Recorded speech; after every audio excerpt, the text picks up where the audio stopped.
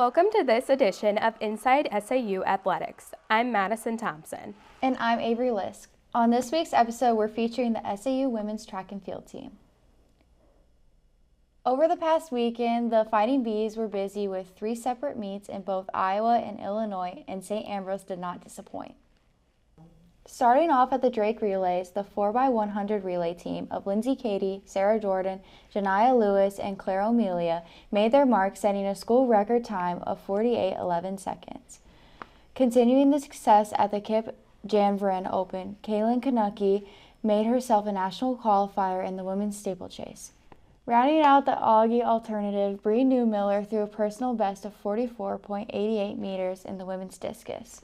The Bees are now ready to compete at conference and national competitions. Joining us now is junior thrower Bree Newmiller. Thank you so much for being here today. Thank you for having me. How does it feel to be able to go to nationals?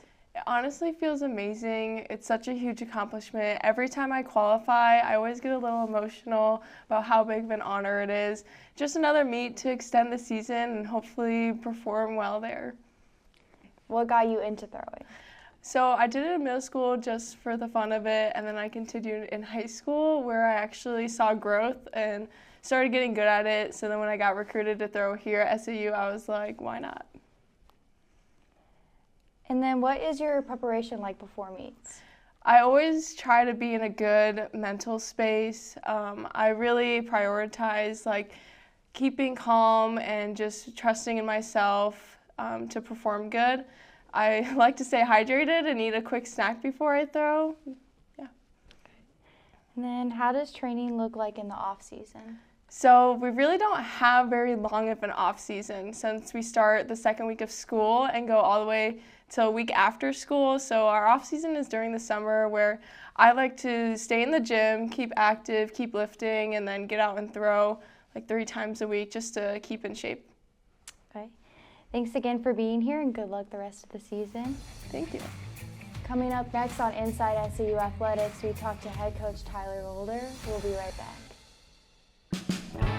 Visit Ragged Records, one of the largest record stores in the Midwest. Browse more than 30,000 new and used records, from timeless classics to new releases, and rare finds in every aisle.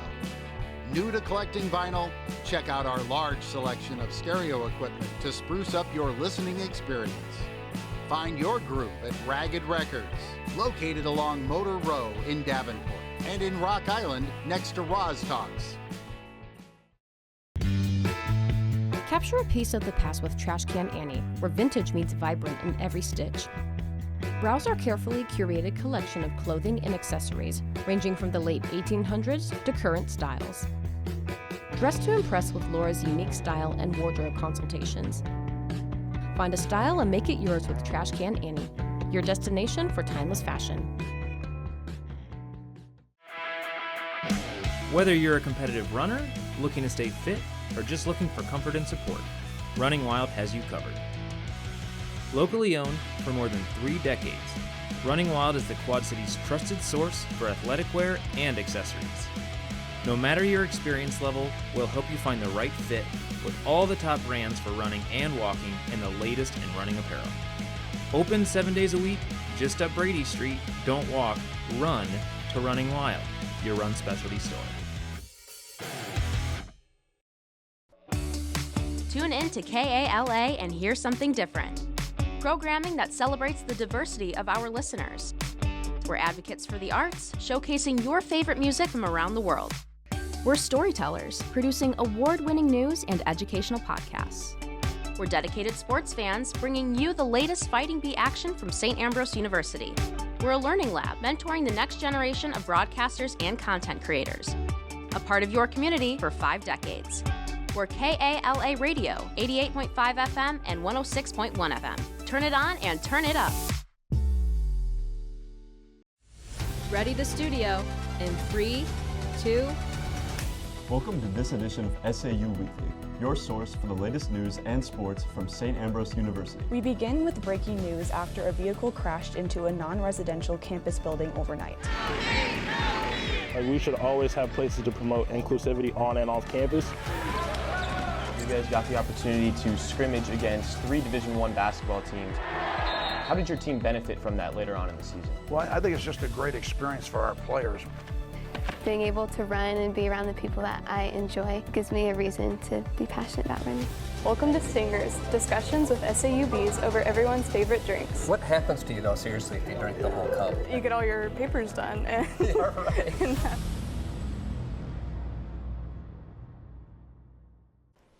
Joining us now is the head coach of women's track and field, Tyler Mulder. Thanks for being here. Thanks for having me. How would you describe this year's team chemistry?